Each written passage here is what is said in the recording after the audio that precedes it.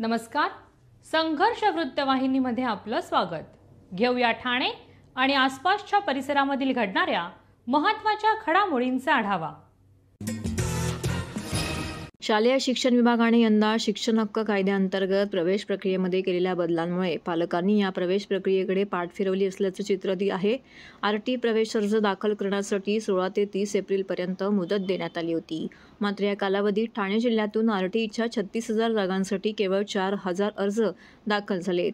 संपूर्ण राज्यात आरटी नोंदणीसाठी हीच परिस्थिती असून पालकांचा अल्प प्रतिसाद पाहता शिक्षण विभागाने अर्ज नोंदणीसाठी 10 मेपर्यंत मुदतवाढ दिली आहे.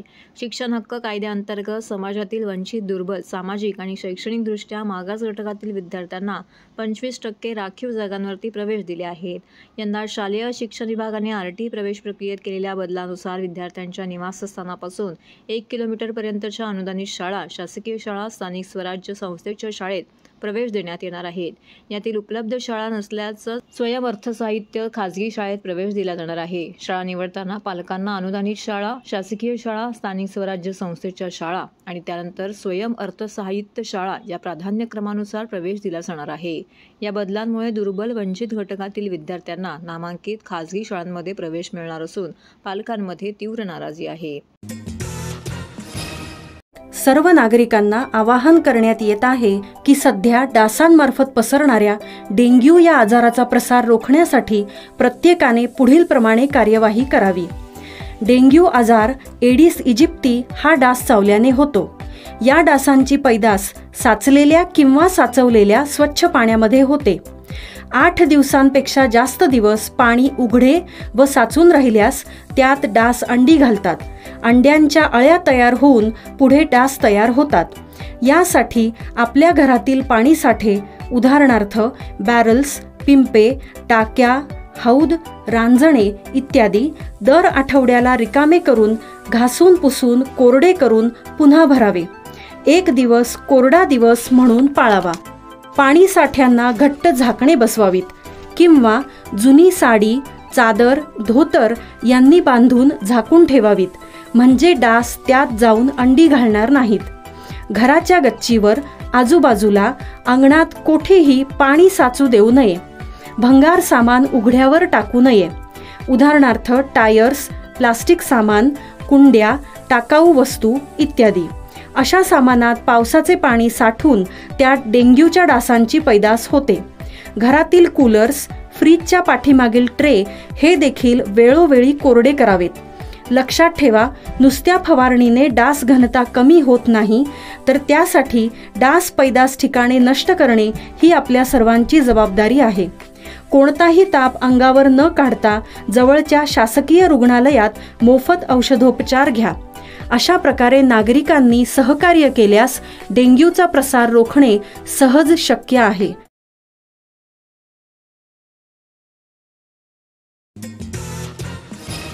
ठाणे महानगरपालिकेच्या मालमत्ता कर विभागाने यंदाच्या आर्थिक वर्षात पहिल्याच महिन्यामध्ये 65,50,00,000 रुपयांची कर वसुली केली आहे. ही वसुली करत असताना ठाणे महानगरपालिकेच्या मालमत्ता विभागाने दर दिवशी सरासरी 2 कोटींची वसुली केली आहे. ठाणे महानगरपालिकेच्या मालमत्ता कर विभागाला यंदा 819 कोटी 71 लाखांचे उद्दिष्ट देण्यात आलं आहे. मागील आर्थिक वर्षात या विभागाला 750 कोटींचं उद्दिष्ट दिलं होतं. मात्र या विभागाने 703 कोटी 93 लाख रुपयांची वसुली केली होती. तेव्हा महापालिकेच्या एकूण 9 प्रभाग समित्यांमध्ये माजीवाडा मानपाडा प्रभाग समितीमध्ये सर्वाधिक 220 कोटी 41 लाख रुपयांची वसुली झाली, तर कळव्यात सर्वात कमी 24 कोटी 78 लाख रुपयांचा मालमत्ता कर जमा झाला होता.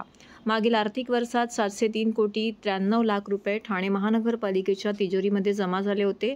2023 या वर्षासाठी 713 कोटी रुपयांचे उद्दिष्ट ठेवण्यात आले होते.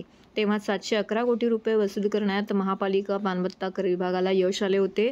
मात्र गतवर्षी महानगरपालिकेच्या कर विभागाला 94% कर वसूल करण्यात यश आलं आहे, जे आधीच्या वर्षीच्या तुलनेत 6% कमी होते. यंदाच्या आर्थिक वर्षाच्या सुरुवातीपासूनच महानगरपालिकेच्या मार्फत मालमत्ता कर वसुलीच्या दृष्टीने प्रयत्न सुरू केले. त्याची प्रचिती म्हणजे 1 एप्रिल ते 30 एप्रिल या कालावधीत 9 प्रभाग समिती स्तरावरती एकूण 65 कोटी रुपयांचा मालमत्ता कर वसूल झाला आहे. यामध्ये सर्वाधिक 24,09,00,000 रुपये मानपाडा माजीवाडा तर सर्वात कमी 1,15,00,000 रुपये वागळ इस्टेट प्रभाग समिती अंतर्गत वसूल झाले आहेत. 1 ते 30 एप्रिल या कालावधीमध्ये 9 प्रभाग समिती स्तरावरती एकूण 65 कोटी रुपयांचा मालमत्ता कर वसूल झाला आहे. TJSB सौर शक्ती कर्ज गो ग्रीन, करा वीज बिलावर बचत. आकर्षक व्याजदर, 84 महिने परतफेड कालावधी, 80% लोन, व्यावसायिक आणि उद्योजकांकरता सुद्धा. अधिक माहितीसाठी तुमच्या जवळच्या शाखेला भेट द्या किंवा संपर्क साधा. 1800-223-466 आणि 1800-266-3466.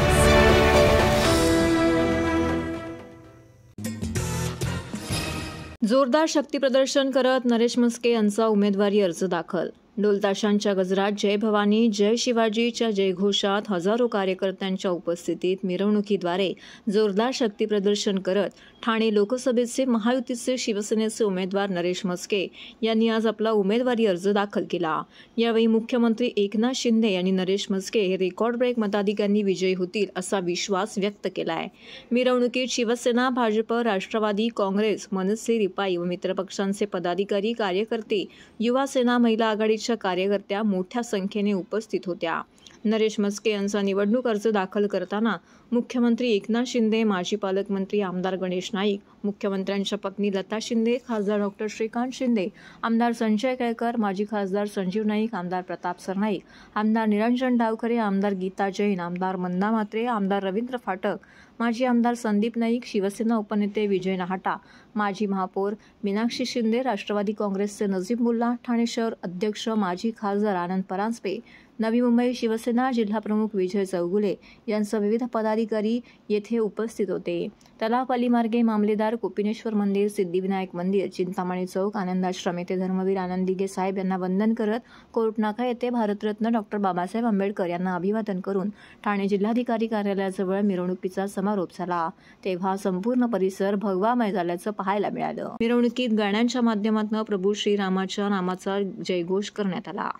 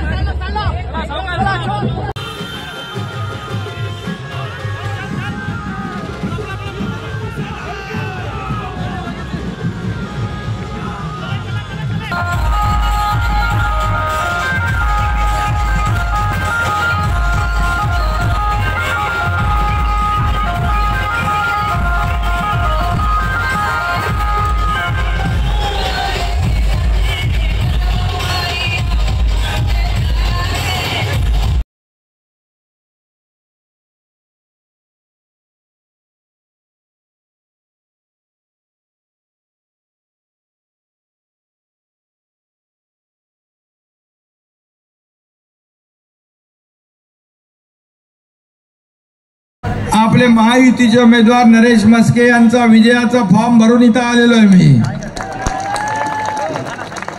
आणि म्हणून आज आपण भर उन्हामध्ये एवढ्या मोठ्या संख्येने आपण उपस्थित झालात त्याबद्दल मी मनापासून आपल्याला धन्यवाद देतो. मनापासून आपले आभार मानतो. धर्मवीर आनंद दिघे साहेबांचा हा ठाणे जिल्हा बालेकिल्ला आहे. काय म्हणतो आपण? धर्मवीर ठाणे, धर्मवीरांचा ठाणे जिल्हा बालेकिल्ला. आणि आदरणीय शिवसेना प्रमुखांच्या आशीर्वादाने हा ठाणे जिल्हा हा महायुतीचा बालेकिल्ला आहे आणि म्हणून महायुतीच्या सर्व पदाधिकाऱ्यांना, मी पक्षांची नावं घेत नाही, सगळे आपले पक्ष शिवसेना, बीजेपी, भारतीय जनता पार्टी, राष्ट्रवादी, मनसे, RPI, कवाडे गट, रासपा, कुठले आणि आणखी आहेत आपले जनसुराज, प्रहार, सर्व पक्ष महायुतीच्या सोबत आहेत. कारण ते विकासाच्या सोबत आलेले आहेत. गेल्या 10 वर्षामध्ये मोदीजींनी या देशात केलेलं विकासाचं काम, आणि फक्त 2 वर्ष अजून झाले नाही, 30 जूनला 2 वर्ष होतील. या 2 वर्षाच्या कमी कालावधीमध्ये महाराष्ट्रात आपल्या महायुतीने केलेलं काम हे लोकांसमोर आहे आणि त्या कामाची पोचपावती येत्या या निवडणुकीमध्ये आपले 20 तारखेला मतदान आहे.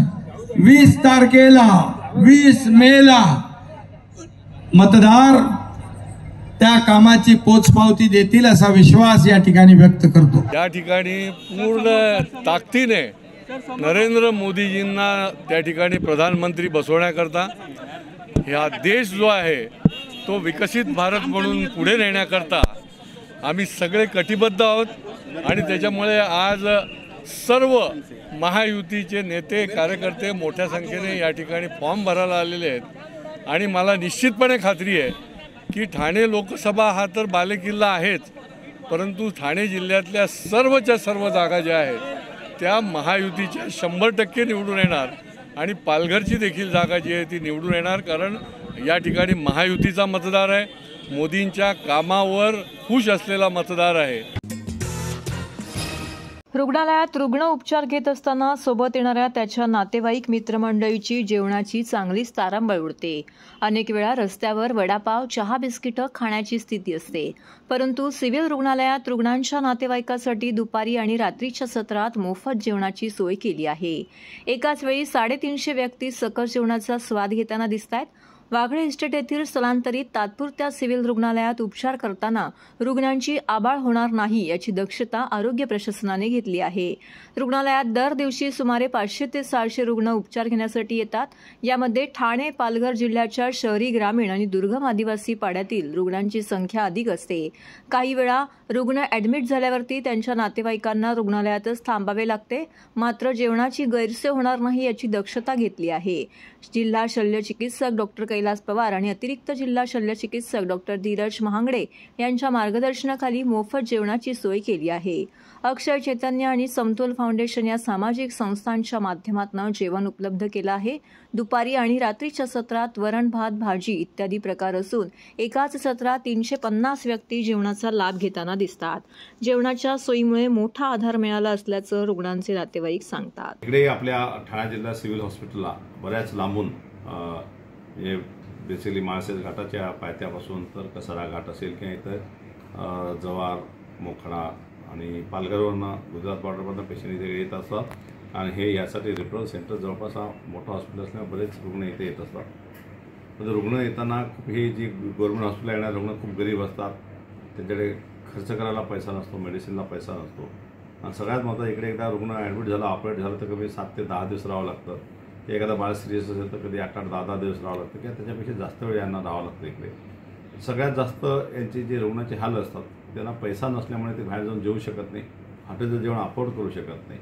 आणि मग त्याच्या जेवणाचे खरोखर खूपच हाल होतं. वडापाववर जगतील किंवा मग चहा बिस्किट्सवर किंवा साध्या बिस्किटच्या पुड्यावर दिवसेंदिवस हे काढतात.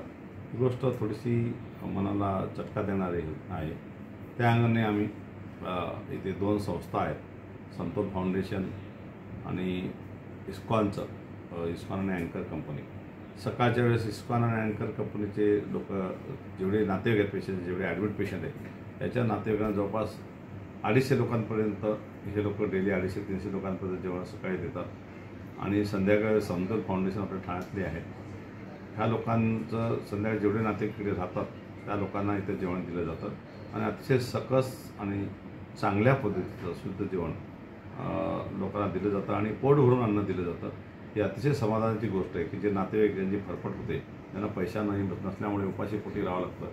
ह्या लोकांचा प्रश्न त्या अंगाने मार्गी लागला. मी खरोखर त्या संतोष फाउंडेशन असेल, इस्कॉन संस्था असेल आणि अँकर कंपनी यांना आम्ही खरंच धन्यवाद देतो. रुग्णांचा भोगळा मी आमचा पेशंट आलं इथे टायफॉइडवरून आलो आहे. आम्हाला इथे दोन्ही टायमाला जेवण चांगलं भेटतं आहे. थोडं सुविधेचं इथे जेवण चांगलं आहे, दोन्ही टायमाला भेटतं आहे. काय आम्हाला पोट भरून भेटतं आहे, चांगला पण आहे, लय बार भेटतं आहे एवढं. ठाण्यात महायुतीकडून अर्ज दाखल करताना गुंडांच्या 2 टोळीमध्ये हाणामारी.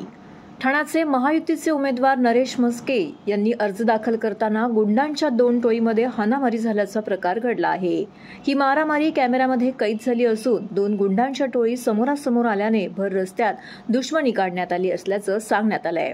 त्यानंतर पोलिसांनी पांगापांग केल्यानंतर परिस्थिती निवळली. मुख्यमंत्र्यांच्याच रॅलीत गुंडांच्या 2 टोळीमध्ये मारामारी झाल्याने कायदा आणि सुव्यवस्था निर्माण झाला आहे.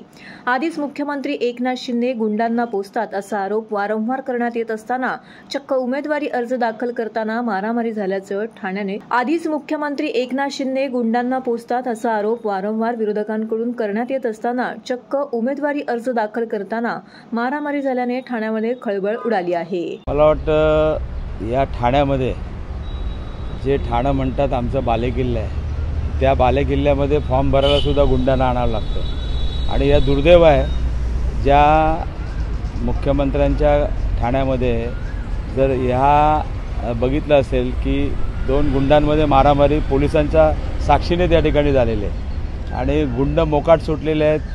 काही आमच्या लोकप्रतिनिधींना MK मडवीसारख्या आमच्या लोकप्रतिनिधी जो 3-3, 4-4 वेळा निवडून आलेला आहे, त्यांच्यावरती खोट्या केसेस टाकल्या जातात. आमच्या कार्यकर्त्यांवरती खोट्या केसेस टाकल्या जातात. आणि आज कशा पद्धतीने तुम्ही बघितलं असेल पोलिसांना सुद्धा पोलिसांचं काम करून देत नाही, त्यांच्या कामामध्ये सुद्धा अडथळा आणला जातो. आणि आज तुम्ही बघितलं असेल साक्षात या गुंडगिरी फॉर्म भरण्याच्या ह्याच्यासाठी रॅलीमध्ये तिथे 2 गुंडांमध्ये मारामारी झाली. आज तुम्ही बघितलं असेल त्या गुंडांना आतमध्ये टाकायला पाहिजे होतं, पण आज तुम्ही त्या रॅलीमध्ये मिरवतायत. हे कुठलं राज्य आहे? कुठे नेऊन ठेवला महाराष्ट्र? कुठे नेऊन ठेवला देश? ही परिस्थिती या इथे आहे आणि म्हणून ही जनता त्यांना त्यांची जागा दाखवली जाणार आहे. मला असं वाटतं बघा, तो महायुतीचा ह्याच्यातला विषय आहे, त्यामध्ये मी बोलणं उचित ठरत नाही. शेवटी प्रत्येकाला वाटतं की माझ्या पक्षाला तिकीट मिळालं पाहिजे. परंतु आज कशा पद्धतीने या ठिकाणी चालू आहेत, म्हणजे आताचे उमेदवार म्हणजे झाल्यासारखे वागत आहेत, सत्तेचा गैरवापर करत आहेत. आज तुम्ही बघितलं असेल या ठिकाणी हजारो पोलिसांचा बंदोबस्त असतानासुद्धा पोलिसांच्यामध्ये त्या ठिकाणी गँगवॉरसारखं या ठिकाणी झालं. आणि ही खरोखर शर्मेने मान खाली घालावी अशी घटना आहे. आणि ह्या गोष्टीचा बिचारे आमचे पोलीस बांधव उघड्या डोळ्यांनी बघतायत. दुर्दैव आहे की त्यांनासुद्धा त्यांचं काम त्या ठिकाणी करून दिलं जात नाही. आता निवडणुकीला सुरुवात झालेली आहे. ही जर परिस्थिती असेल तर मला वाटतं या दहशतीखाली, या दहशतीच्या वातावरणामध्ये या निवडणुका होणे बरोबर नाही. तर हे होतं संघर्ष वृत्तवाहिनीचं आजचं बातमीपत्र. उद्या पुन्हा भेटू याच वेळी याच ठिकाणी ताज्या घडामोडींसह. तोपर्यंत नमस्कार.